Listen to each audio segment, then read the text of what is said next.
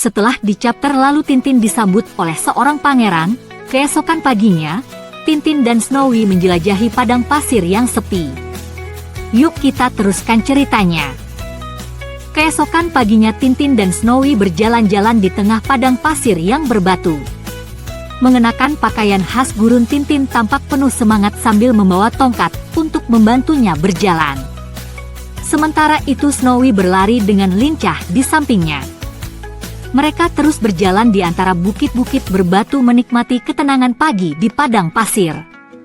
Tidak ada tanda-tanda kehidupan lain di sekitar mereka, hanya angin gurun yang bertiup lembut.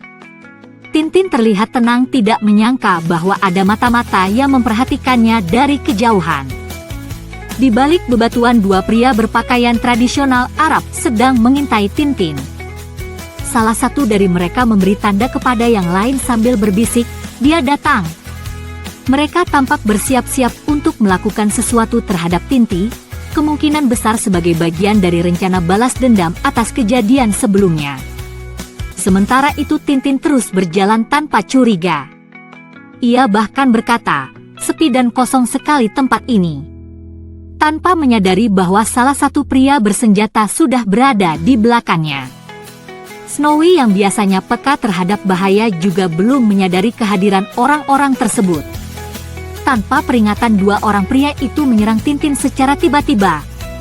Salah satu dari mereka melompat untuk menangkapnya sementara yang lain membantu menjatuhkannya ke tanah. Tintin tak sempat bereaksi dan langsung dikuasai oleh mereka. Snowy tampak kaget dengan serangan mendadak itu. Setelah berhasil menangkap Tintin, para penculik itu segera membawa Tintin dengan menunggang kuda. Salah satu dari mereka berkata dengan puas, "Patrash Pasha akan puas." Mereka melaju dengan cepat meninggalkan jejak debu di tengah padang pasir. Tintin kini menjadi tawanan mereka dan nasibnya berada di tangan Sheikh Patrash Pasha. Di dalam sebuah tenda besar, Tintin dibawa menghadap seorang pria berpengaruh yang tampaknya adalah Sheikh Patrash Pasha. Salah satu penculik dengan hormat berkata, "Assalamualaikum Sheikh yang mulia, ini tawanannya."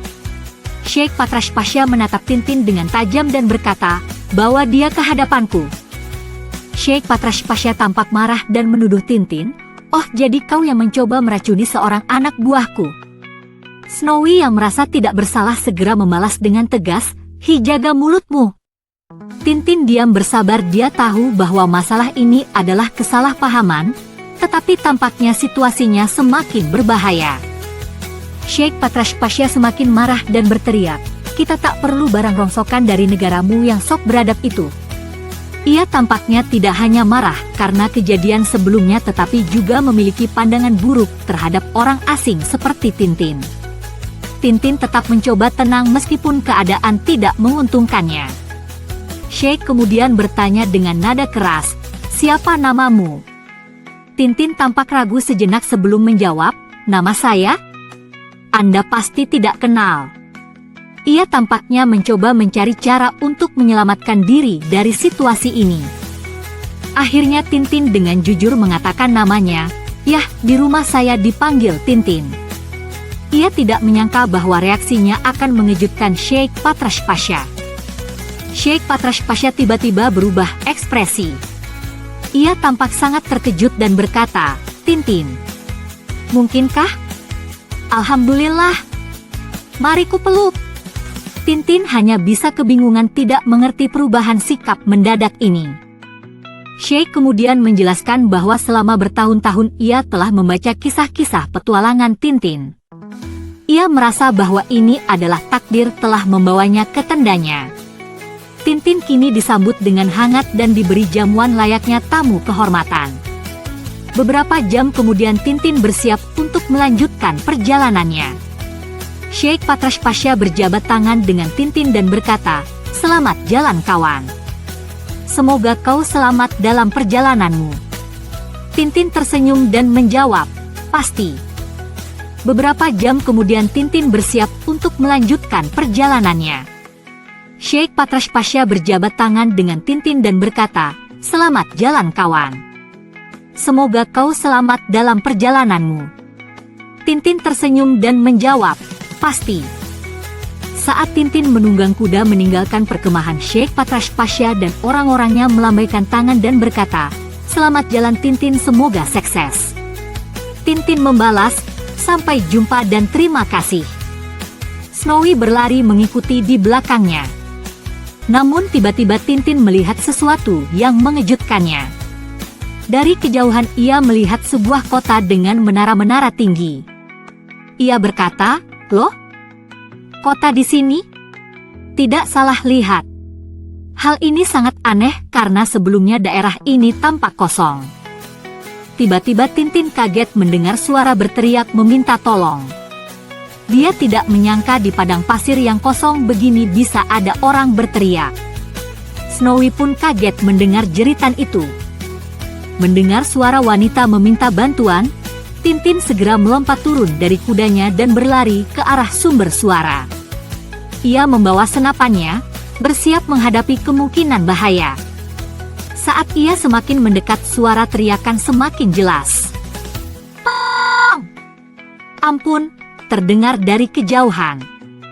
Tintin berlari lebih cepat melompati bebatuan dan bukit pasir untuk mencari sumber suara tersebut. Ia yakin ada seseorang yang sedang dalam bahaya dan memerlukan bantuannya. Ketika Tintin tiba di tempat kejadian, ia melihat dua pria berpakaian seperti perampok sedang menyerang seorang wanita berambut pirang. Salah satu dari mereka mengangkat cambuk siap untuk menyerangnya lagi. Tintin segera bertindak melompat ke arah mereka dengan penuh keberanian. Ia tahu bahwa ia tidak bisa tinggal diam melihat ketidakadilan ini terjadi. Dengan wajah marah Tintin mengangkat senapannya dan berteriak, "Bajingan!" Ia siap bertarung untuk menyelamatkan wanita itu. Snowy tampak ikut bersemangat siap membantu tuannya dalam menghadapi para penjahat. Keberanian Tintin tidak tergoyahkan meskipun ia seorang diri menghadapi dua pria bersenjata. Dengan cepat Tintin mengayunkan senapannya dan berhasil memukul salah satu pria itu hingga terjatuh. Wanita yang ketakutan masih terbaring di tanah sementara perampok lainnya tampak terkejut dengan serangan mendadak ini. Tintin tidak memberi mereka kesempatan untuk balas menyerang. Setelah berhasil menghalau para penjahat, Tintin segera menenangkan wanita yang diserang tadi. "Jangan takut, bajingan-bajingan itu sudah lari," katanya. Wanita itu masih tampak kaget bukan merasa lega karena penyelamatnya telah tiba. Para penjahat terlihat kabur ke kejauhan takut menghadapi keberanian Tintin. Namun tiba-tiba terdengar suara marah, "Tolol! Goblok!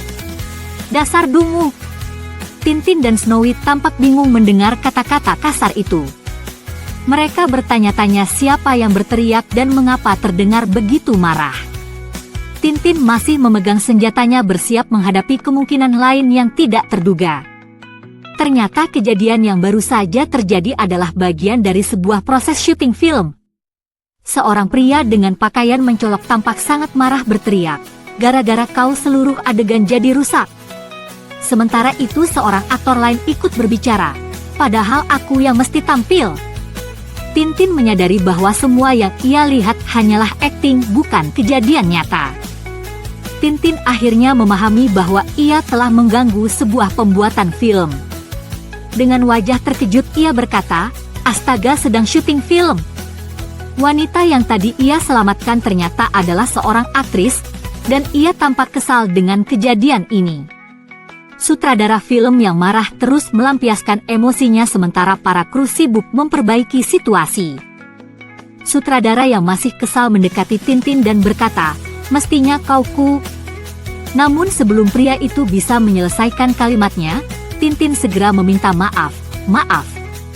Mana saya tahu." Ia benar-benar tidak menyangka bahwa semuanya hanyalah bagian dari film. Lalu datang seorang pria lain yang bertanya, "Ada apa ini?" Sang sutradara menjawab dengan kesal, "Pahlawan amatir ini merusak adegan." Tintin tetap berdiri dengan ekspresi menyesal sementara Snowy tampak kebingungan dengan situasi yang terjadi. Tiba-tiba pria yang baru datang itu mengenali Tintin. "Wah, setan! Bukankah Anda orang muda yang berselisih paham sedikit denganku di kapal, Isis?" Tintin pun terkejut dan berkata, Wah, Tuan Rastapopoulos. Ia tidak menyangka bertemu kembali dengan orang yang dikenalnya. Rastapopoulos pun berubah sikap dan berkata, "Maaf, aku marah waktu itu." Tintin pun membalas dengan sopan, "Saya minta maaf mengacaukan film Anda." Akhirnya kesalahpahaman ini mulai mereda dan mereka berusaha memperbaiki suasana. Rastapopoulos menjelaskan, "Itu soal kecil. Kami sedang membuat film Pangeran Arab. Kami sudah membangun kota buatan dekat sini." Tintin pun mengangguk dan berkata, "Ya, saya sudah lihat." Kini ia memahami bahwa semuanya hanyalah bagian dari produksi film. Namun Rastapopoulos penasaran dan bertanya, "Tapi kok Anda bisa ada di tengah gurun sendirian begini? Ceritakanlah." Tintin pun bersiap untuk menjelaskan petualangannya di tempat ini. 1 jam kemudian Tintin telah selesai menceritakan pengalamannya. "Nah, Tuan Rastapopoulos, begitulah ceritanya. Aneh juga bukan?" Rastapopoulos mengangguk dan berkata, "Ya, saya rasa kisah itu menarik sekali." Mereka pun berbincang lebih lanjut mengenai petualangan Tintin. Rastapopoulos tampak menyesal dan berkata, "Sayang Anda tidak bisa tinggal di sini." Namun Tintin tersenyum dan menjawab, "Anda baik sekali tapi kapten kapal itu menunggu saya." Tintin dan Snowy akhirnya berjalan menuju pantai. "Itu dia Snowy.